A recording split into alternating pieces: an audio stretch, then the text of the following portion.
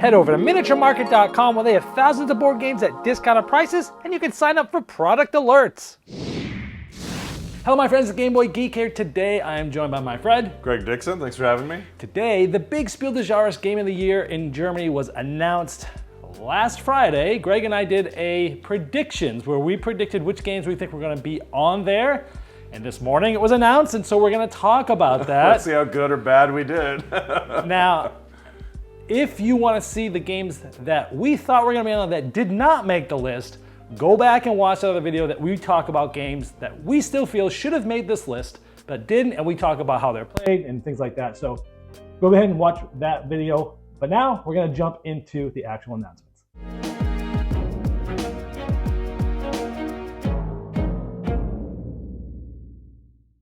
All right, Spiel Des Jahres, Game of the Year. We're going to start here, then we'll go to the Kennerspiel afterwards.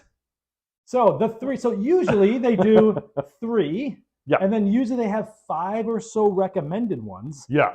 This year, they did 10 total. Right. And then they selected which 3. Maybe they did that again last year. I meant to go back and double check, but I forgot. Right.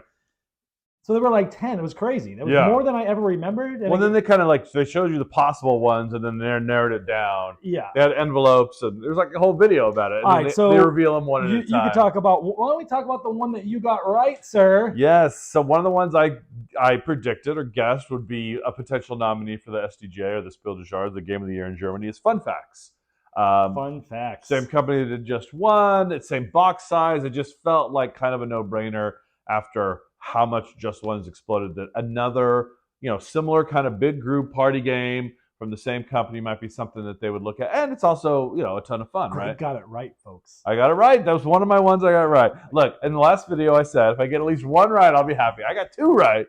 And also some of the also-rans that I think we discussed ended up being involved as well. Yeah. Either honorable mentions or nominees. Here's why I'm a little surprised about this one. Even though I like the game, I saxophone terminated it. I still use it a lot. It goes over well. I played it the last big game day. I really enjoy this game.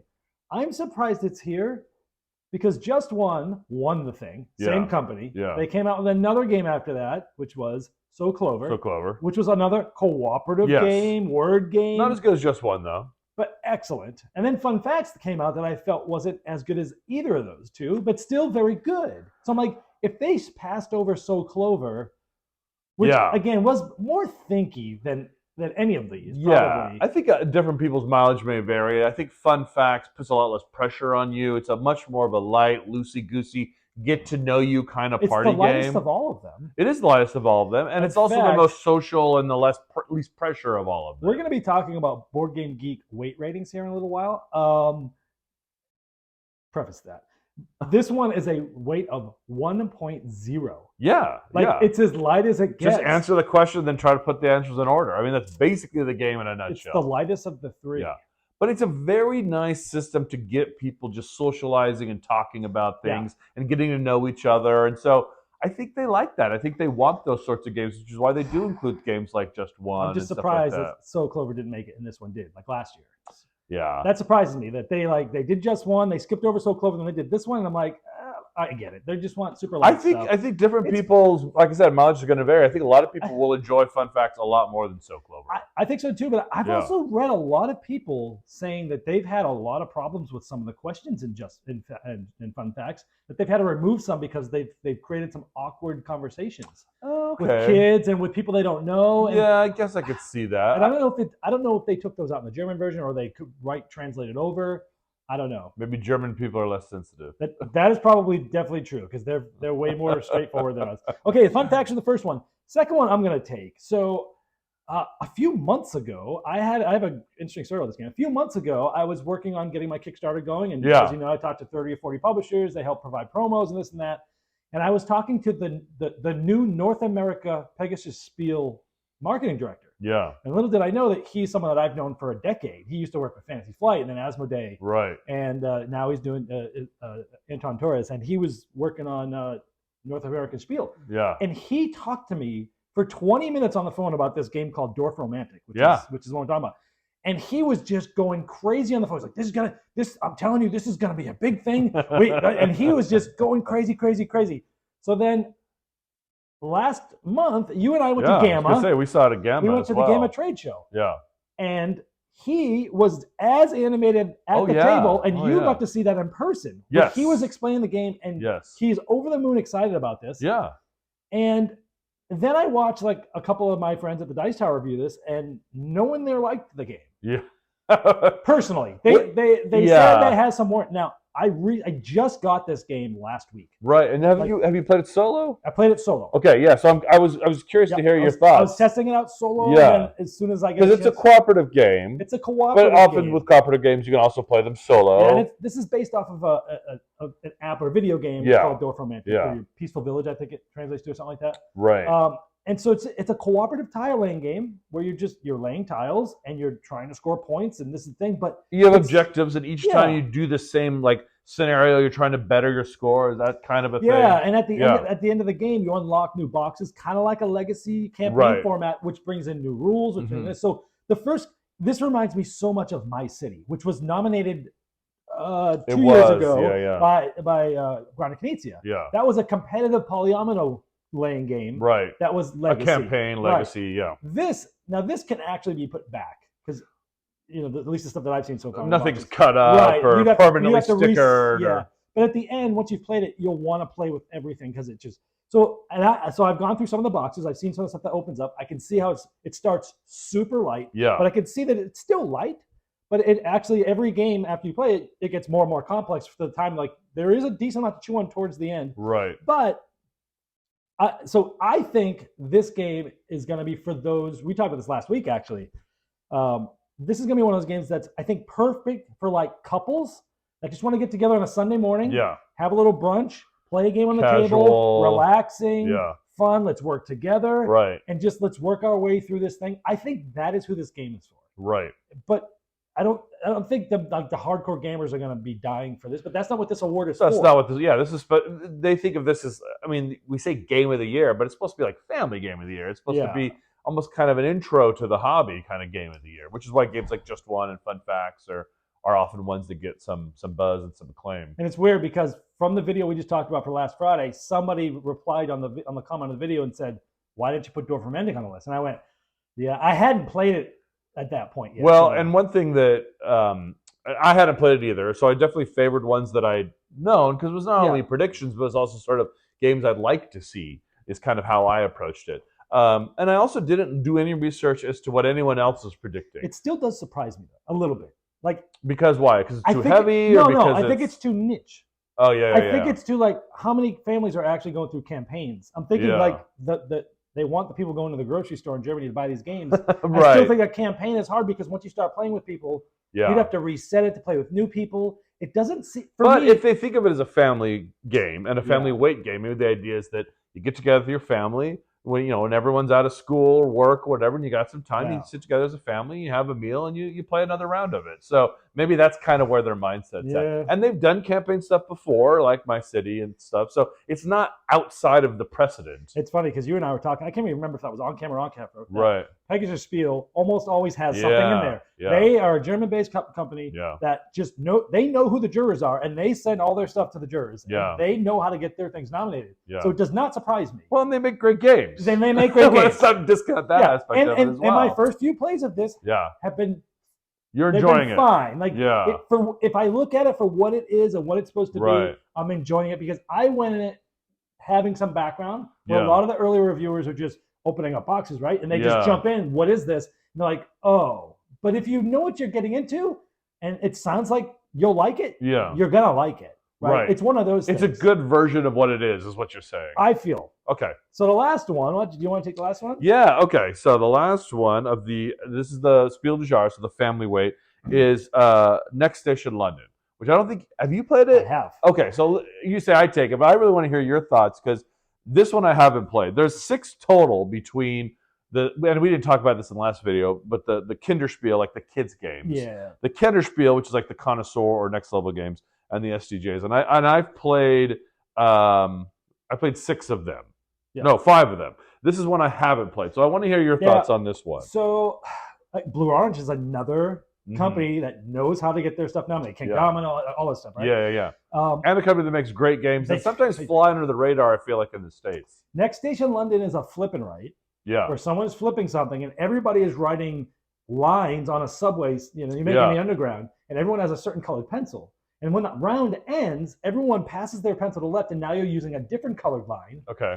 And so everyone's writing the same line, but everyone has a different pencil where you have to start somewhere different. So even though the game is like literally everyone's playing the same game, you're all playing different games because you each are having a different colored line at the time that the same card comes out. Okay. So it might be like a certain pattern, but like everyone has to write that same pattern, but everyone else is starting from somewhere else. What's the significance of the different colored? The different lines of the subway. Okay. So you're making a subway grid. Okay. And there's different ways to score. You're trying. One of them's like you want to go do a bunch of districts. One of them is how many ones you can get in one district. And then there's some advanced rules too that give you some new scoring. It sounds a little bit like Railroad Inc. or Let's Make a Bus Route or Welcome to lighter than both. Okay. I'd say. I got to tell you, I think a lot of people are burnt out on roll and write and flip and writes. Yeah, kind of fatigue in that genre. I am. These days, it has to be something either very different or very capturing for me to stay with a flip and write. Does this one stand out amongst the pack for you? No. It did not stand out. It's just kind of another... For me, it was. However, our friend Chrissy at the Dice Tower, yeah. I think this was like one of his favorite games of the year last year. Right. So for the people it's hitting for, it's really hitting.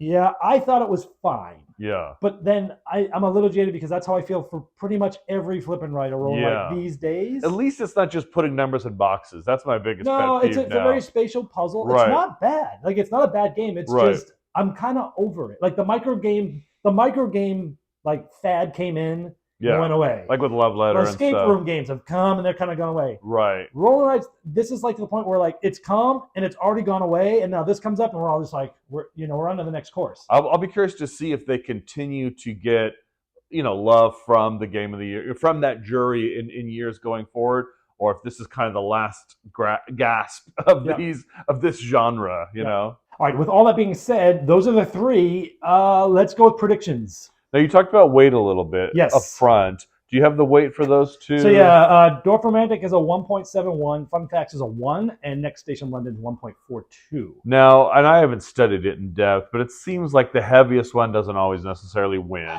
Is kind of the... now, that's maybe more for the Kenner than the Spiel Des Jahres, but what do you think? I did a huge analysis on weight for Kennerspiel. Okay. We'll get to that. Okay. Not as much for this because I don't think it matters as much. Right, because they're all so There's light. not as much trending with this as there is with the other award, which is why I did that. No, well, actually, Cascadia, I believe, was the heaviest that last year. Yeah, because it was top 10 Scout and Cascadia. So Cascadia was the heaviest last year. Yes. Okay.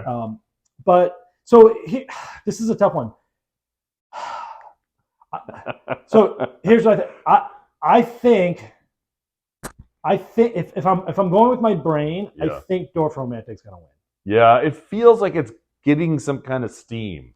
Like it feels like it's my heart building. wants Fun Facts to win because I've personally had enough. Had a lot of fun with today. That one, I've had enough. I've had a lot of like fun times. Right. Meeting new people. Like for me, my heart says I want Fun Facts to win. Do you think Dan from 6 months, 6 months in the future, I don't know, is going to feel the same way? I don't know because I need to play through Dorf Romantic some more. Yeah. And so, but do you feel like you're likely to like it more and more the more you play it, or that you'll kind of burn out on it? Dorf Romantic? Yeah. No, that's definitely one you're going to like more and more. You think the more you dig into it, the more you'll enjoy it.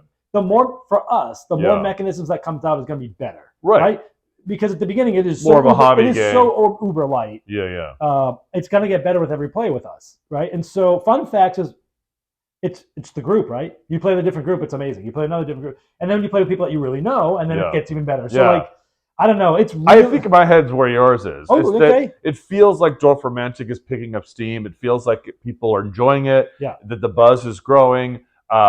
Maybe in Germany it's already been out a little longer or something, and so there's already it's had a chance to kind of build. Yeah. It's also one of the heavier ones, more gamery than some of the rest. So it wouldn't surprise me if that's the one that gets picked. But I'm kind of with you that I haven't played it. Yep. Oh, you have, but I haven't played it at all. And so Fun Facts to me is the one that I've played, and so of course it's the one I'm going to root for. But I kind of need to reserve judgment until I've played them all. Yeah, you and I talked, I don't know, last week about this. That like, you're not necessarily a cooperative tile laying style. You like competitive stuff. I think cooperative games need to have some little extra something to really make them stand out for me. It's sort of the generic Forbidden Island, Pandemic kind of games. I've played them a bunch. They're good, but it's just not my go-to kind of thing. Well, you're not huge on open information cooperatives. Yeah, and with cooperatives, I tend to like ones, that have like regulated like communication, Yes. like the Mind or the Game or So those kinds of personally, games. I don't think Dwarf Romantic is for you. I don't think it will be either, but I obviously have to reserve judgment until I've played them all. Yeah. But as of right now, of course, I'm going to root for Fun Fast. It's the one I played. It's the one I own. It's the one I've had some great experiences does this with make already. you even more want to play Dwarf Romantic, even though you know it's probably not really for you? I'd like to try it. I mean, that's what happens when these awards come out. Yes. Is you're always like, okay, I want to try them now. Yep. It puts games on people's radar. That's the whole point of it, right? Yes, and so the nice thing about these is I feel like, for the most part, I've like heard of all of them or played them already. Whereas in the past, I feel like when they've come out, oftentimes you're like, what is this? What is even this game? You know, because it hasn't really made it to where I live yet or whatever. Yeah, this was the first year in a long year that one has come out that I kind of knew and was familiar with all of them. Usually there's one that nobody like. What? And I played a bunch of them already as well. We're going to get to the Kenner in a while. Yes, that level of game, but I played all of those. So they did the recommended, which are the ones that weren't nominated. So let's run through those really quickly, just to put them on radar for other people. No, please. Number one, Acropolis, which is one of we my both picks. Talked about. Yeah, that was one of my picks. So I'm gonna. And it was an also ran for me. It's one I very seriously considered. Yeah, I thought that was gonna get nominated. Acropolis, great tile-laying game. I've already reviewed it. It was one of the best games. Also feels like it's building buzz. Yes. Like you just see more and more about it. People are enjoying it. And it's very smooth and slick. I can see why people like it. Reminds me of Mayabi, if you played that one, with like the stacking level tile game, which I love. So I'm really disappointed it didn't make it because I really like this one. When you saw it was an option, were you like excited? Yes. Yeah. Next one, if we had known that this one was recommended, both of us would have picked this one, and both of us probably would want this one to win. Remind me. QE. Yeah, so QE is one of those ones where the first time I played it was 2018. Right. So it's not even on my kind of radar as like a nominee potential. And that was a theme this year, I felt like. Because and we'll get into more detail, but there was a Kennerspiel that I played in 2021 that came out in 2015, according to BGG. Yep. There's a Kinderspiel that I own and played a bunch in 2017 with my kids. I guess it just made it to Germany, right? And so that was something that we highlighted in that last video, that, you know what, when these things release and where they're available and when is such a big factor that it makes it almost impossible to predict well. Because I'm not going to go through BGG and see a game labeled 2014 and go, oh, this might be one, right?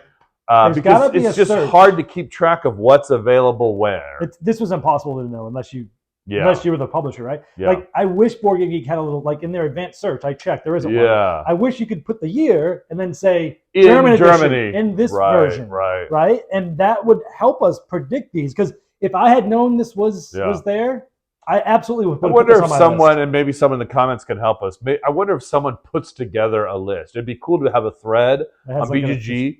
Just like they do, like, oh, here's everything coming out of Gen Con. It'd be cool to have a thread that goes, here's all the like potential nominees. Here's the list. Go, and then you can kind of review. Maybe someone has put that out. Please let us know, because I'd like to kind of follow that thread and see it every year so I can make more informed predictions. The next one is called That's Not a Hat. This is a that tiny little I party don't know game. anything about. I didn't know anything about it either. It looks kind of cute though. It's a bluffing game that has a little bit of memory. It feels like Mamoo's, which is like bluffing game we love, where you put, and it's kind of cockroach pokerish, where you put a card in front of someone and you're like, this is the gift I'm giving you. And they've got to be able to tell you, like, okay, I'll accept the gift, or no, that's not what it is, type of thing. But then there's a memory element, because gifts start to move around the table and you got to remember, wait a minute, stuff like that. They talked about when they were announcing everything in the video that there were a lot of like memory games this year. And I think that's kind of interesting. The next one is Sea Salt and Paper, which is co-designed by my favorite designer, Bruno Cathala. You and I have only played it once. We played it 4-player. Neither of us had a favorable opinion of it after the first play. I've read afterwards, and I've watched a couple videos since then, and most people seem to think it does play better with less players, which I could see, because I had some take that mechanism. It's like, you work all this time to get like this one set that and everything's very finite in the game, and then you can play a card just allows you to steal a card from someone, and we didn't like that.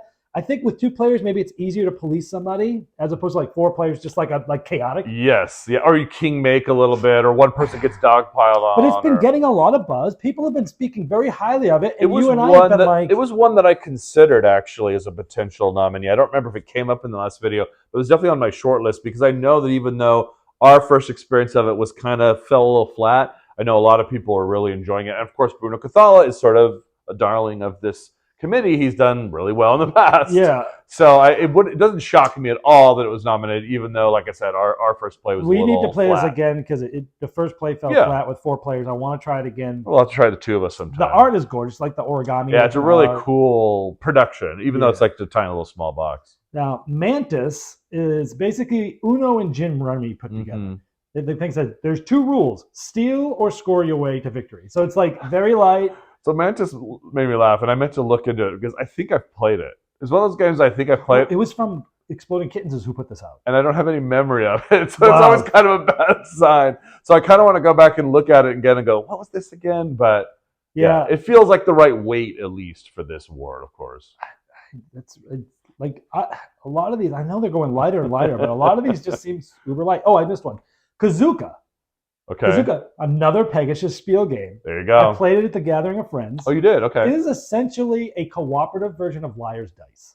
Oh, interesting. Where you have a hand of, actually, it's a cooperative version of Liar's Dice / Icarus, which was Liar's Dice, the card game, basically, by Ron Knizia back in the day. Yeah. So you have a hand of cards, and they're different colors, and you're moving up this track on the board to say how many you think are of a certain color. Of the group. Of the group. Yeah. But you can't communicate. You're just communicating by your bids, and at some point someone will go, I think we're good, and then it's so and then you can get more. You get more cards as you go on and things. It kind of like escalates. That sounds fun. It's essentially a cooperative version of Liar's Dice. Yeah. It's the easiest way to put it. Yeah. We enjoyed it. I actually played with Phil Walker Harding. Oh, very cool. And Mandy Hutchinson from yes. Salt Cess. There was like I think there were five of us playing it. We had fun with it. It was a good game. I don't think it stood out to be a Spiel nominee. It wasn't one that was like, something. Did it feel innovative a little bit, though, at least? And I mean because they're recommending it now. If you like Liar's Dice, you'll like it. It's good. And I think there's definitely a trend over the last 10, 20 years towards cooperative, more and more cooperative releases and stuff. And especially in a category that's a fairly light category. Yeah. Cooperative's nice because it's like you're trying to introduce people to gaming and bring people in and make them feel like get it and understand what the new craze of tabletop games is all about. Each player also had a special ability. You were an animal. Okay. You had a special ability you could use once per round. That's cool. You could be like, you could ask somebody how many they have of a color, or stuff like this. That sounds fun to me. It was fun. Yeah. We played it twice in a row. Liar's Dice or Perudo is the version I have. I've played a ton and loved. So if they've been able to turn that into a cool cooperative experience that's very gateway friendly, that sounds interesting to me. Yeah. The last one is called Hitster. Yes, it looked clever. This essentially is scan a card with your phone. Yeah. It brings up the song on Spotify. Yeah. And then you play Timeline. You know the game Timeline? Yeah, put them in order. You put them in order. Yeah. And then you flip them over, and then it tells you the song name. Like I think on the image, the one I grabbed before as I was doing the research was 1988, Guns N' Roses, Sweet Child of Mine. Or, whatever. Yeah. And so you hear the song, and you got to think what year it came out, and then you slot it where it belongs. Yeah. I mean, if you like Timeline, you like music. Well, you like music, yeah. I remember looking at this game when it was first announced, being like, because you're a big music guy. Yeah, I was like, this sounds pretty cool. Again, it's so uber light, but I guess that's they just continue to be going more light, and then they have the Kennerspiel now, and they've had it since 2011. But even that is getting lighter. So, but I think they feel like they have that award, and so for the stuff that's heavier, it's there. Yep. They can give that stuff a place, and they can really just focus on making this a family-friendly, young kids, non-gamers friendly kind of award. So those are our predictions. Though hopefully we put some on your radar of the recommended ones. There's definitely some of those I want to try. I'm excited about. Yeah, I'd like to play Hitster and stuff. Let's jump to the Kennerspiel. All right, for the Kennerspiel, let's talk about. So in this one, they had 3 nominees and then 2 recommended. So basically half as many total as the Spiel. Do you want to do the recommended first, or jump right into the? Let's do the announced ones first. Do you want to pick the one you want to talk about most? Well, I'll talk about Planet Unknown briefly. That was one of the ones that I predicted would win. Yeah, we both did. It felt like just the perfect game for this award, right? Just heavy enough, but not too heavy. It felt kind of innovative, but yet builds off of familiar things you've seen before, polyomino style games, filling in your board, that kind of thing. Every faction's different. There's so much replayability built into it. There's the cool carousel, aspect in the middle that feels fun and fresh and exciting. Yeah, the Lazy Susan kind of thing that moves around. This has just felt like such a no-brainer. I was not shocked at all to see it there. And it's a great game. Once again, a game that's gotten tons of great buzz, climbing up the BGG rankings. You see people post about it all the time. They have for months and months and months. So this one didn't shock me at all. And it's one that of the ones, honestly, that are nominated, probably, my favorite. So, yeah, I wouldn't be shocked. I'm not shocked to see it nominated. I wouldn't be shocked to see it win, and I'd be happy to see it win, honestly. Yeah. The other one, I know you love it too. Oh, I love it. It was my strategy game of the year last year. And it's one that I played. So it's always fun when the nominees line up with something you've already played and you already have. And you like. Yeah, it's like nice to see stuff that you enjoy, getting some buzz, getting some acclaim, and hopefully this will help improve the sales of a game that's already, I think, selling well and give them the boost that they've earned by making such a great title. The next one is one I picked. Yes. That you were a little surprised. You're like, I don't like it as much as you do. Challengers from Z-Man Games. I told you that because I just felt it. Here's the thing. Challengers, it's basically like Gamer War. Now I've already reviewed it. Go check my review for that. We talked a little bit about how it's played on my last video on Friday when we did the predictions. Yeah, when we predicted. So you can go back and watch that as well as my review for this Challengers. Very interesting game. Here's the part that blows my mind. Again, let's talk about BGG weight. Okay. So Ticket to Ride, yes, one of the biggest games ever to have won this award. Got to be less than 2 or around 2. Ticket to Ride's a 1.84 weight. Yeah, I was going to say probably just under 2. Okay. This is 1.83. Okay. It's a little lighter. But it's 0.01. But essentially the same. Yes. Cascadia. Yeah. 1.82. Just like right next to Yeah, but it's the SDJ, not the Kenner. Right. That's the thing. Both this definitely Cascadia and Ticket to Ride won the SDJ. Yeah. This is the same exact weight, essentially. It's right in between both of those by a hundredth of a number. And this is considered to be... It definitely supports your theory that everything's getting lighter. Yeah, That's what I'm saying. This should be an SDJ, but they're putting it in the Kennerspiel. This is super light. In fact... They must have just really fallen in love with it, and maybe they didn't know where to... they wanted it to get some acclaim. It had to have been a fight within the jury of like where to put this. But it's still heavier than all of the nominees in SDJ.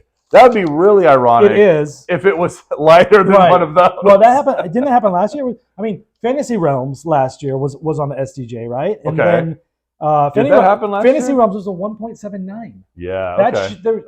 How was that a Kennerspiel? That's what I'm saying. Like they're getting, it's kind of crazy. Yeah. But then we'll talk about the next one in a minute. Challengers. So Challengers, I'm very happy to see it somewhere. Yeah. I just thought it was going to be the SDJ. I'm not surprised to see it nominated, though. I mean, it was one that when you said it was on my short list. I told you it was like, it's special. So I'm really happy it's here. I'm just very surprised. This is, Fantasy Realms was the lightest game to make the Kennerspiel nomination list. This is the second lightest. Of all time? Of all time. Oh, wow. Going all the way back to 2012, by the way. Right, which is when I think it started, 11 or 12. Yeah. Yeah. So, because the Kennerspiel is a newer addition to this. So I'm glad Challengers is somewhere. I just think they put in personally. Do you think it'll help or hurt its chances of winning that it's here versus the SDJ slot? I think it'd have an equal slot. I think it would have. You'd have an equal shot either way. Personally, I think so. Yeah, because of course you love it. Yeah. Yeah, and I need to play it again. I played it just the one time with you, and it was quite a while ago, actually. Yeah. Now, Icky is the third one. Yeah, go ahead. Because the opposite side of the spectrum, it's the heaviest. 3.02. And it's similar in weight to some of the ones from recent years, like Dune Imperium and stuff that have also been nominated as far as weight goes. This one I just played. Once again, I didn't think to do this one because on BGG it's listed as 2015 because that's when I guess initially came out. Yep. But they've done this newer version. The newer version I played in 2021. Yeah. Right? And so when you're doing a search, like we said, unless you can find someone who's put together a list of all possible all eligible candidates, it's hard to go, all right, what came out in Germany and when? So this is one that I never would have even considered. Wasn't on my short list, wasn't thought of at all because, like I said, I think of it as an older game, a game I played 2-3 years ago that came out 8 years ago. What did you think about it then? I remember liking it. It was definitely heavy enough that it was like, okay, I need to play this again to really determine if I love this or if it's just good. It was definitely good. It was interesting. It felt like a lot of other, weight 3 Euros. I don't remember it having some aspect of it that really stood out, although the theming was interesting, sort of, an Asian theme from the past where you're like running markets. You're worried about, protecting yourself from potential fires and that kind of stuff. And so it kind of reminded me of like Notre Dame, where you're worried about the rats coming, or one of those kinds of Euros where you're all trying to compete for points, but you're all worried about the same potential like calamity impacting you and your chance to win. But yeah, it's one I need to play more. Definitely a good game, a solid game. I can see why it was. It feels like one that you could see would be nominated. It's that right weight range, although definitely on the high end.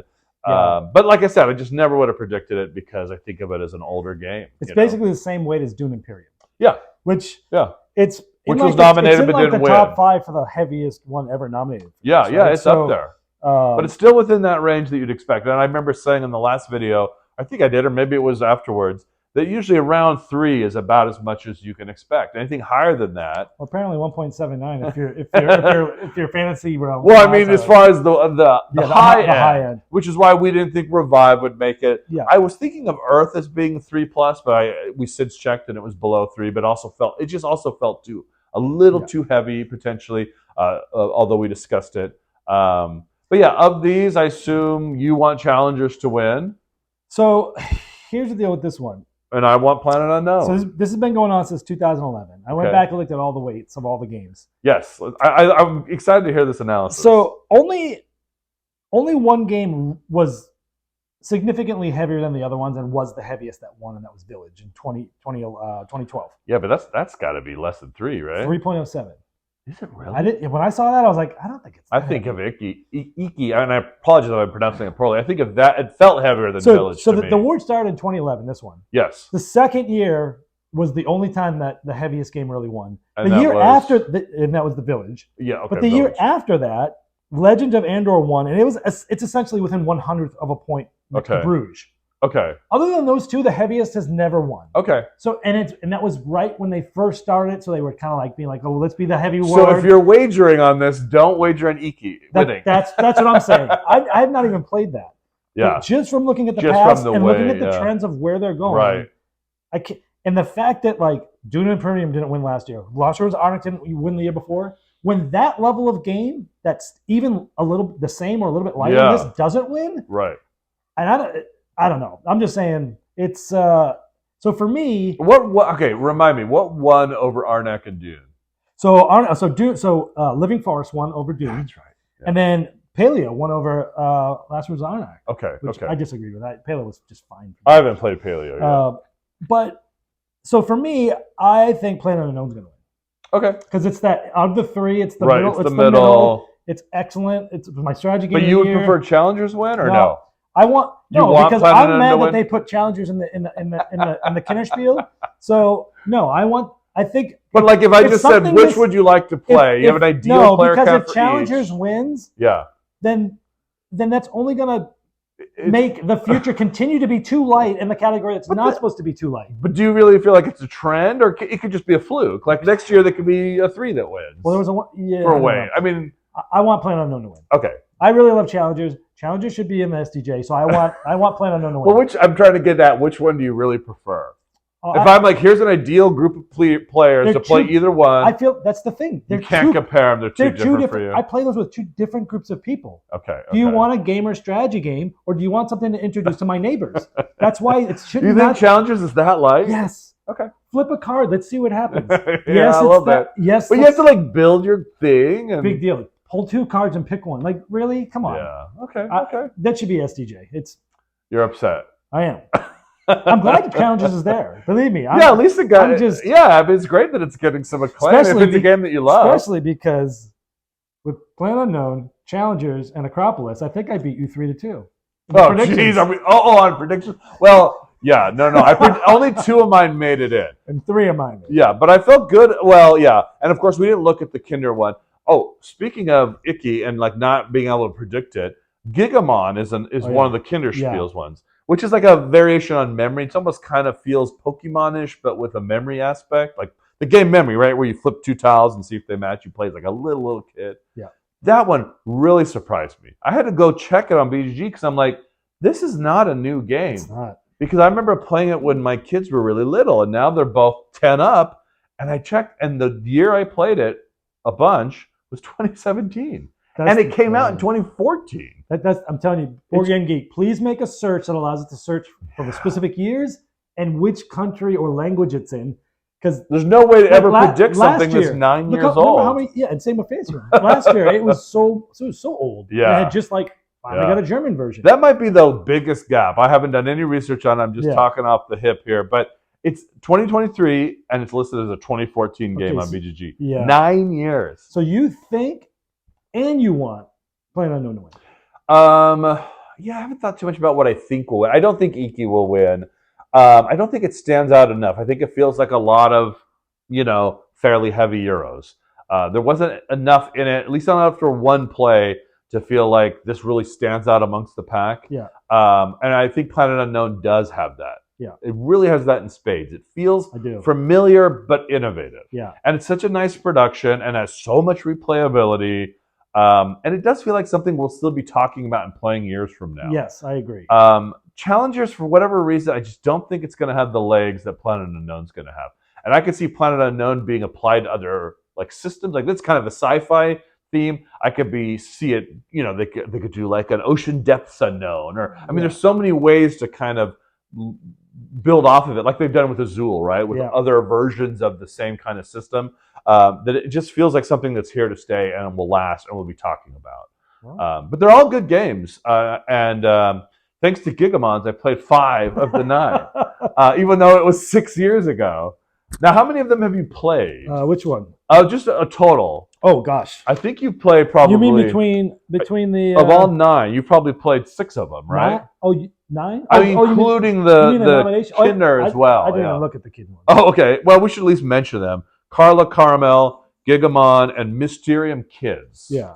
But yeah, you probably haven't played any of those. Oh, we forgot about the recommended, by the way. Oh yes, please. I'm glad you remembered. Yes. I must have just not. How did we miss that one? Because that was my card game. That was my card game of the year last year. I thought of it as potentially too new, and I didn't know if it was in Germany. Yeah, I think my brain went to. They're still running campaigns on it and stuff. Well, what's the expansions? Yeah, I think my brain thought Mindbug was a Kickstarter that probably didn't have real distribution in Germany. Right, that's what I wondered about too. I remember seeing it and thinking of it, but going, I don't know. I wish Mindbug was one of the 3. It's great that it's recommended. It's a great game. Oh, it's fantastic. That'll hopefully, get on. As if the designer enough isn't to get on people's radar, but hopefully this will help get on more people's radar. Yeah, Mindbug was recommended. Yeah. Amazing game. My card game of the year last year. And I love this too because it's 2-player only. It's 2-player. It's designed as a 2-player game. Right. We actually played the 4-player team one. Remember? That's right, we did. Yep. But it's meant to be a 2-player, which kind of answered my question from the last video as well, where I said, did they nominate 2 players? Because I was hoping Splendor Duel would get some love. The other one was Council of Shadows. I wasn't familiar about this one. Me neither. Heavier game. Supposed to be pretty heavy, yeah. Basically, it's like Civilization in space. Okay. Sounds cool. I have not played that one. Yeah. But yeah, I meant to mention Mindbug. But you've played Dorf Romantic solo. You've played Fun Facts. You've played Next Station London. Yep.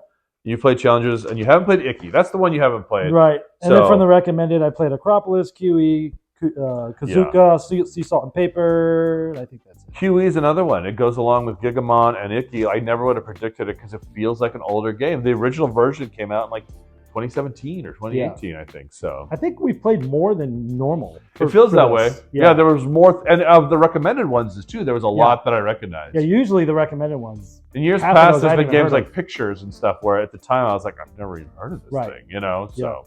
Well, there's our predictions. Again, if you want to see the ones that we wished got on the list that did not go back, there's a link below to watch our predictions video where we go into why we think those games are, because in our opinion, they should have been on the list. So, and I'll be curious to see what how people feel. It's been fun to kind of watch social media talk about it a little bit, but it'll be interesting to see in the comments and as more people learn about the learn about the nominees, I should say, what the buzz is, what people feel like should win, and what happens. And we have about 2 months? It's like July. Yeah. So let us know in the comments which ones we missed or which ones they missed. Thanks for watching, everybody. See you next time. Game Toppers not only transforms your existing table into a high-quality gaming solution, but they now offer full leg kits and dining cover solutions for the full table application. Paired with over 20 styles of thematic game mats in 11 different sizes from notable board game artists like Vincent Dutray, collapsible cup holders, and real cool accessories, experience what thousands of other gamers enjoy by upgrading every game you play with a Game Topper system. Save hundreds of dollars on Game Topper package deals that are in stock now for immediate shipping at GameToppersLLC.com or click the link below.